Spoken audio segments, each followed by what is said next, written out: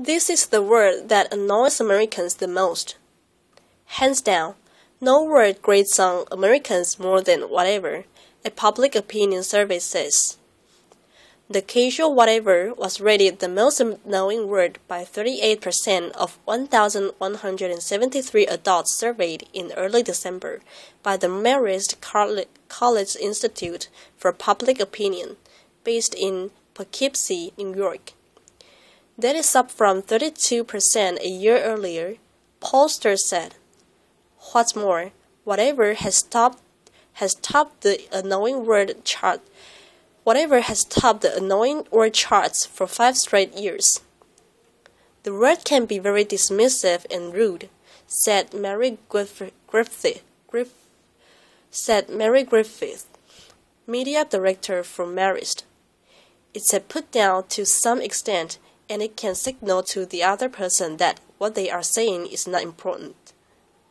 With apologies to Facebook, Americans also do not like the word like, which ranked second in the survey of most annoying words at 22%.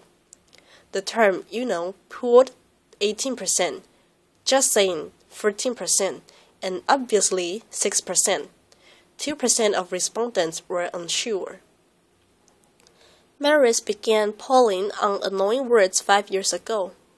The word choices are provided to the respondents based on Marist research and prior surveys, Griffith said. While most Marist surveys focus on politics, the poll on annoying words is enlightening, she said. We like to keep a finger on the pulse of popular culture, Griffith said. In the same survey, Marist pollsters wanted to know what political word or phrase Americans would like to see disappear in 2014. Obamacare was mentioned by 41% of respondents as a word they do not want to hear next year. Americans are also averse to and would like to eliminate the Washington terms shutdown and gridlock, which got votes from 30% and 11% respectively. Fiscal cliff got 10% of the vote and sequestration 4%. 4% of respondents were unsure. Death penalty in the United States gradually declining. A shortage of lethal injection chemicals has contributed to declining use of capital punishment in the United States, with a new report on Thursday noting only 39 executions this year. It is only the second time in the past 2 decades the annual number of inmates put to death has dropped below 40. The total represents a 10% reduction from last year. No further executions are scheduled in 2013. 20 years ago, use of the death penalty was increasing. Now it is declining by almost every measure, said Richard Dieter, Executive Director of the Death Penalty Information Center and the author of the report. The recurrent problems of the death penalty have made its application rare, isolated, and often delayed for decades. More states will likely reconsider the wisdom of retaining this expensive and ineffectual practice. The nonprofit organization provides accurate figures and a range of analysis, but opposes use of the death penalty. Lethal injection in 9 states. While the annual number of executions and death sentences continues to drop nationally overall, it remains a legally and socially acceptable form of justice for aggravated murder in 32 states. But just 9 states conducted lethal injections this year, and 2, Texas with 16 and Florida with 7, accounted for nearly 60% of the total. Texas is among the active death Texas is among the active death penalty states scrambling to find new lethal injection protocols after European-based manufacturers banned U.S. prisons from using their drugs in executions. Among them is Danish-based Lundbeck, which manufactures pentobarbital, the most commonly used, either as a single drug or in combination with others, to execute prisoners. New drug combinations. States have been forced to try new drug combinations or go to loosely regulated compounding pharmacies that manufacture variations of the drugs banned by the larger companies, according to an investigation last month by CNN's Deborah Fayrick. A pending lawsuit against Texas filed by several death row inmates and their supporters alleges the state corrections department falsified a prescription for pentobarbital using an alias. Until recently, most states relied on a three-drug cocktail, but many jurisdictions now use a single dose or a two-drug combination.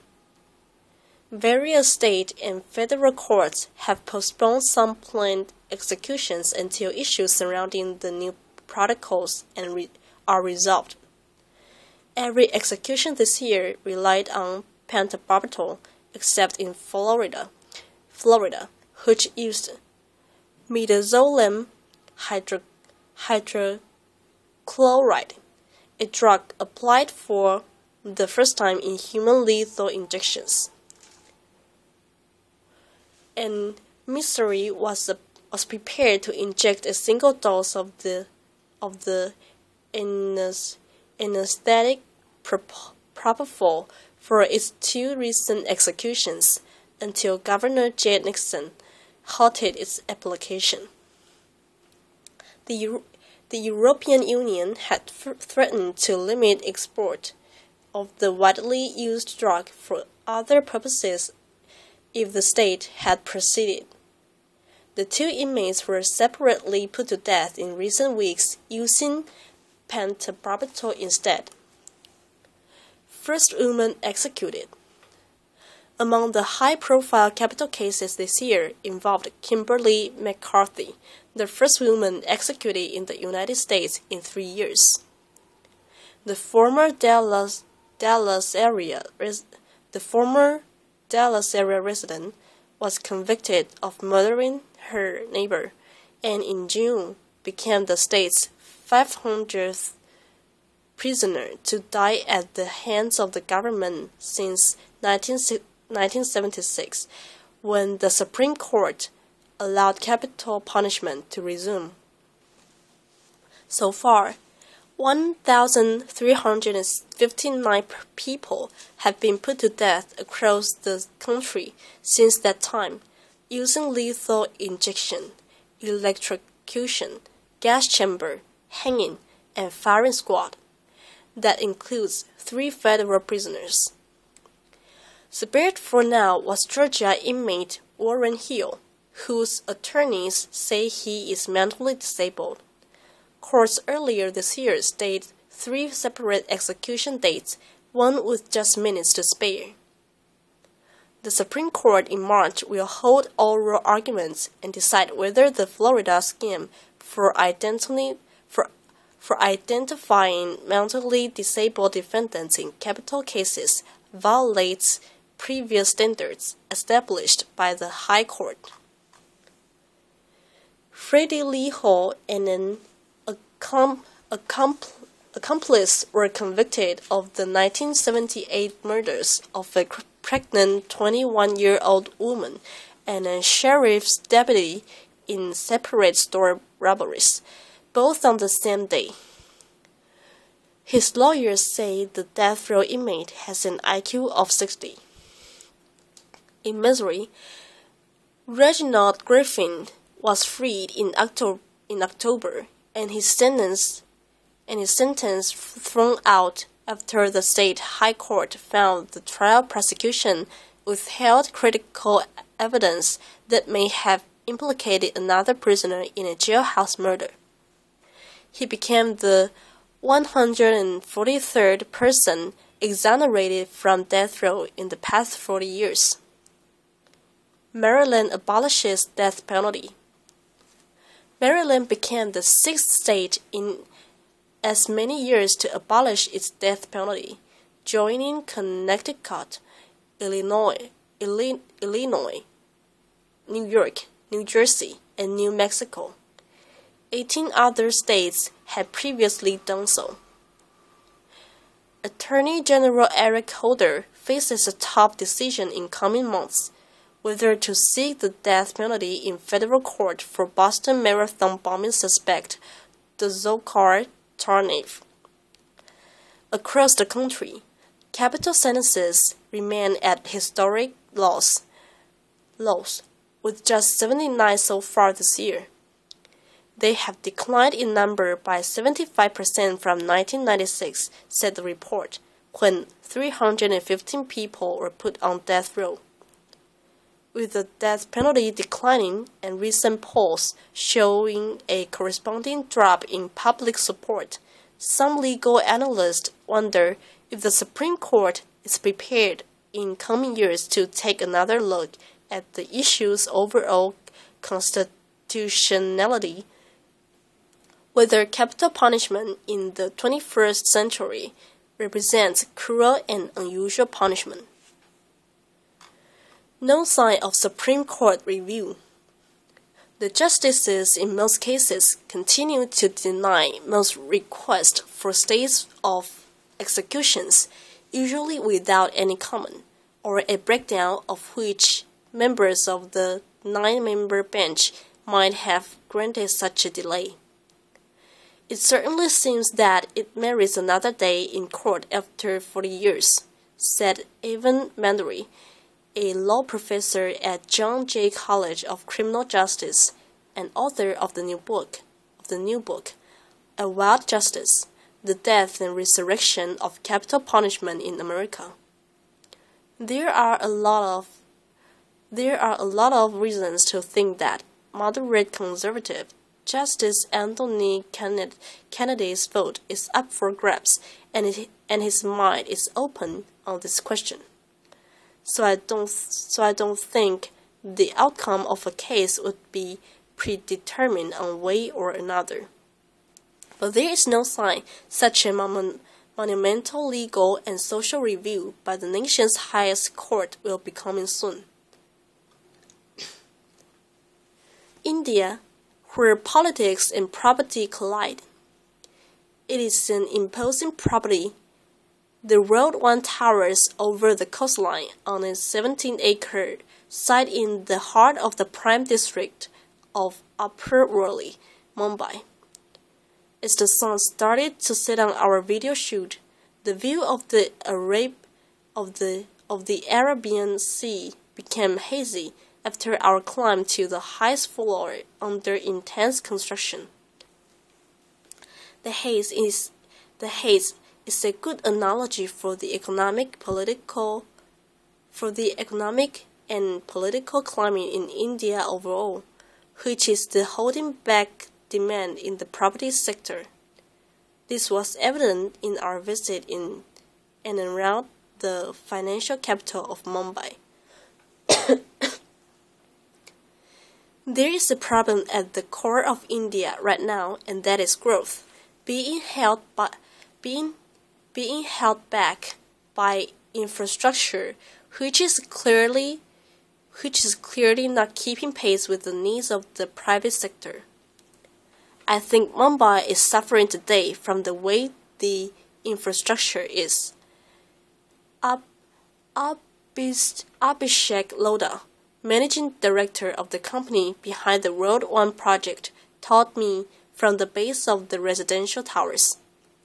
He said the government has made an effort over the past 5 years to improve the climate, but the last 50 years have been witness to woeful underinvestment.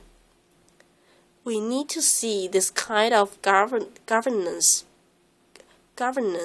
for another 5 to 10 years for Mumbai to really realize its peak, so people can work not in spite of the infrastructure instead of because of it, Lodha said. Persis Kambetta, a fellow at the Center for Strategic and International Studies in a recent analysis, said it is time to deal with structural issues that are well known to afflict the economy. She talks of training as a key priority. The government target is to train 500 million of the country's youth in less than 10 years. That is a tall order in a climate of slowing growth. It is difficult to see industry expanding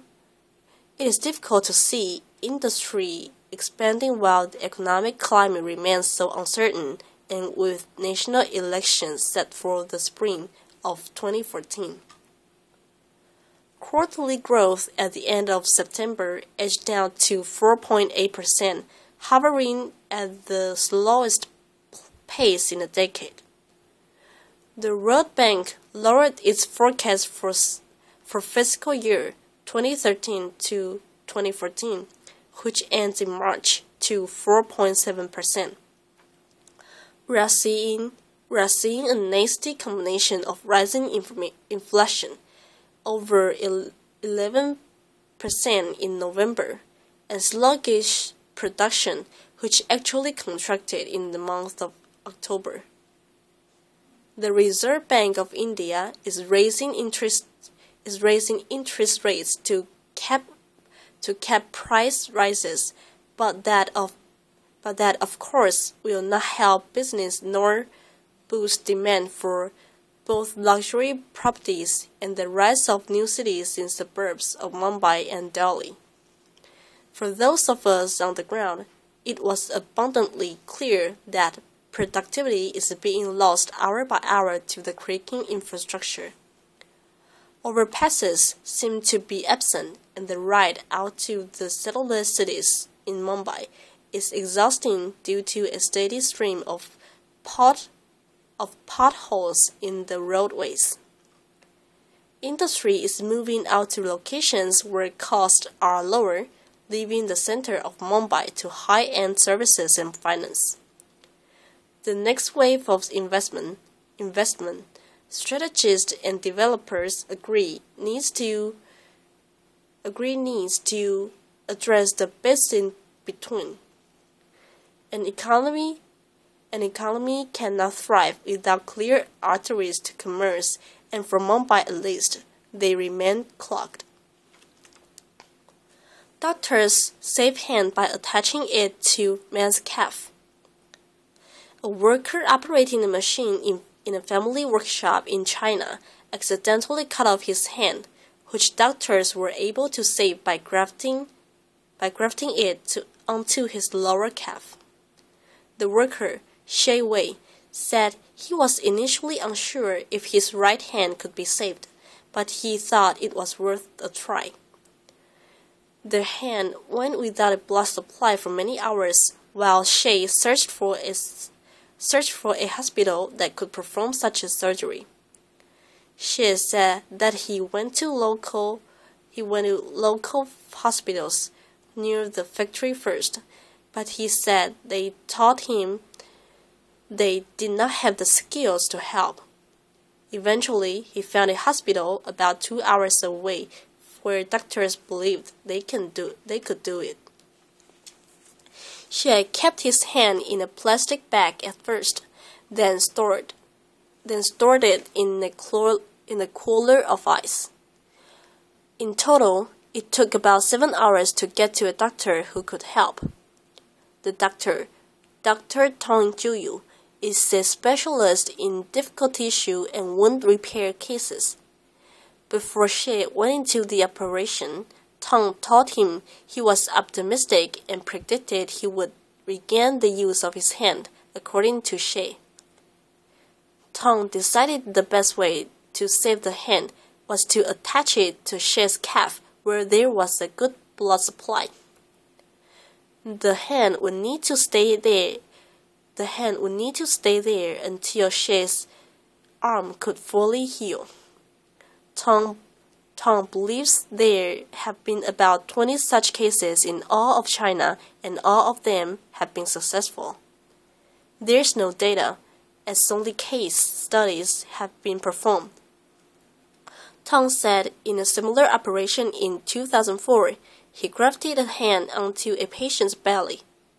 The operation was a success. When She woke up from the operation, he said he was surprised to find his hand on his calf. He says his first reaction at the time was to think it was unbelievable and weird. The hand itself felt warm, he said, but it was numb since no nerves were connected than usual. The hand itself felt warm, he said, but it was numb since no nerves were connected and only blood vessels were attached. His leg felt no different, he said, but was heavier than usual. After about a month, his arm was better healed, and he had another surgery where his hand was reattached. Tong says the second stage of the operation is actually more challenging, but everything went smoothly.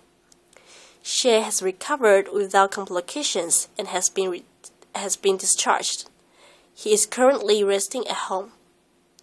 He said he can twist his wrist to a certain degree, but doesn't have full movement with his fingers, at least not yet. Doctors told him a full recovery for the nerves in his hand should take about 6 months. She said he isn't sure what his future may bring. Today, he is concentrating on recovering fully. The factory did pay for his operation, which cost about 300,000 Chinese yuan, or about $49,400. Most of all, She said he is thankful to doctors for living up to their promise that they would be able to reattach his hand and make it functional again. Bali's spectacular bamboo village sets new heights for barefoot luxury.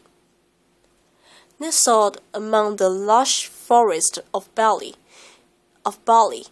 near the hill town of Ubud, is one of the island's most remarkable villages. It's not just that each of the 18 homes of Green Village is constructed almost entirely from bamboo, but the form they take. From vast spiral staircases to a river-spanning bridge leading to the door of the newest house, the designs are more akin to luxury mansions than jungle huts. The exclusive abodes are part of creative director Eleanor Hardy's master plan for sustainable luxury living. As the daughter of John Hardy, who set up Bali's Green School to educate a new generation of environmentally responsible students, she and her team of designers and architects are also committed to changing common perceptions of what sustainability means. The first step for us is to create sustainable luxury living and different a mindset. A mindset, says Green Village architect David Wijaya.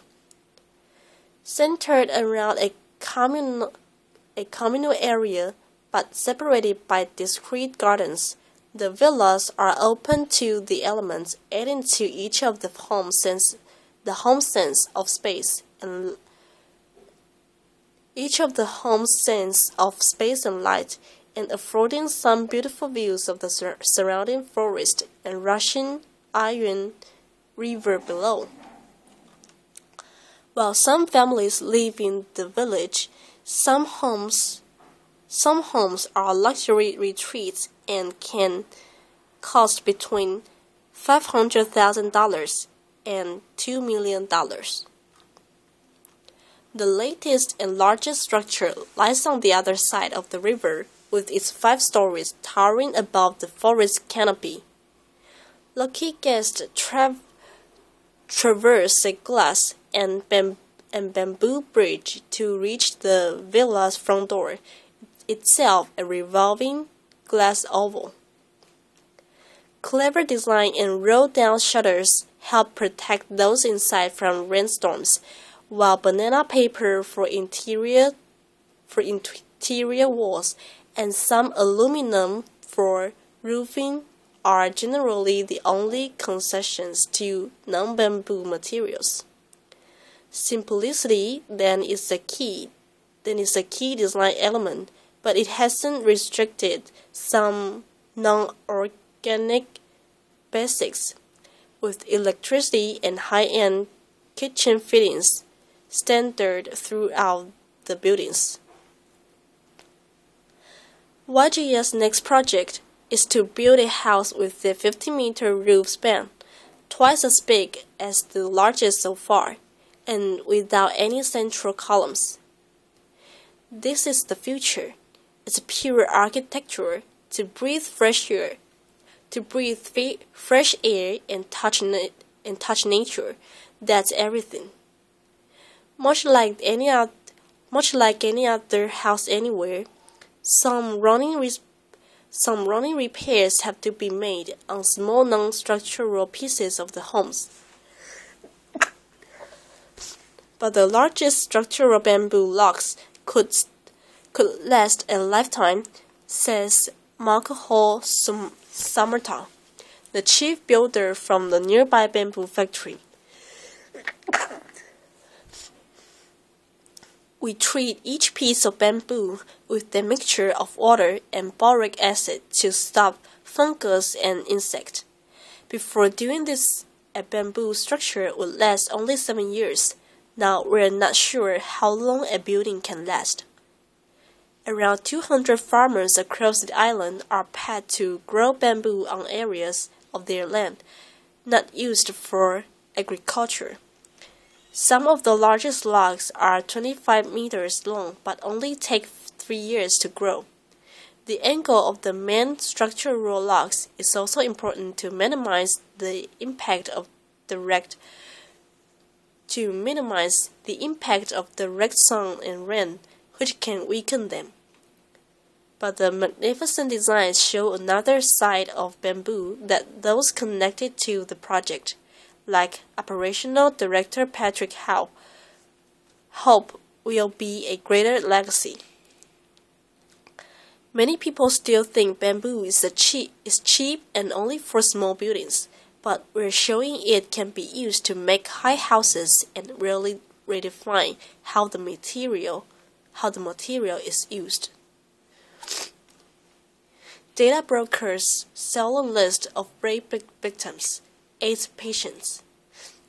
Consumer data companies are selling lists of rape victims, senior with dementia, and even though suffering from HIV and AIDS to marketers, underscoring the need for tighter government regulations, a privacy group told Congress Wednesday.